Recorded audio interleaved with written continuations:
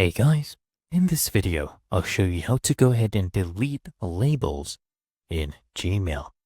Come here at the top right, you will see your Gmail option. You can go ahead and click on that, or you can find it through here. Right, scroll down here, click on a Gmail, and this will go ahead and open up your email, right? And here are your labels. So you can come here and click on these three dots, and then you can go ahead and click on remove label.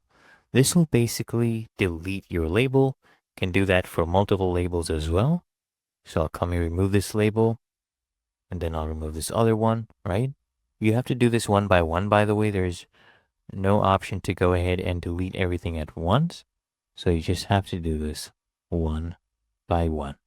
And there you go. You'll get this prompt that says remove label. And once you do this, it will be gone forever. So come here, click on delete, and there you go. It's really that easy and simple.